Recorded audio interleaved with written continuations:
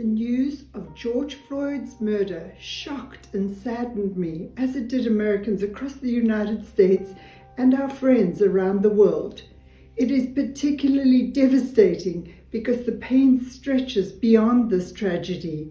It is a tragedy we have seen repeated far too many times. Like many of you, I've struggled with this difficult news for days. I'm deeply saddened that anything like what happened to George Floyd could occur anywhere in the world, let alone in the country I love and serve. The grief of George Floyd's loss, Tamir Rice's loss, Sean Bell's loss, Yvette Smith's loss, Amadou Diallo's loss, Breonna Taylor's loss, and more, all at the hands of our police, as well as the loss of people such as Trayvon Martin and Ahmaud Arbery, who were killed by armed members of the public.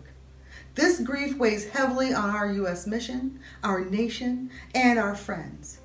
Americans and people the world over are speaking out for justice. Authorities in the United States must take serious action to stop such killings and to ensure that justice is done when they do occur. Procedures must change, prevention systems must be put in place, and above all, police officers who resort to excessive force should be charged and convicted for the crimes committed. The U.S. Attorney General has said that the outrage of our national community about what happened to George Floyd is real and legitimate. Accountability for his death must be addressed, and he has promised that justice will be served. To this promise, I am personally grateful to see that charges have been filed against all the officers present when George Floyd was killed.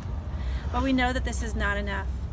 Every day, each and every one of us must work together to improve our democracy and to become a better, fairer nation and people, with freedom and justice for all. The commitment to our country's highest ideals of racial equality, freedom, justice, transparency, and dignity for all persons is the spirit which guides our engagement around the world, and our desire to advocate for the fundamental freedoms of all people. The U.S. mission in South Africa will honor George Floyd as we work to promote human rights and dignity. We know that the people of South Africa understand this struggle in a very personal way, and we appreciate your strength and support. We will have the necessary conversations about bias, power dynamics, and privilege. As leaders, it is incumbent upon us to work to leave a better world for our young people. For too long, leaders have neglected a duty bestowed upon them by virtue of their place in society.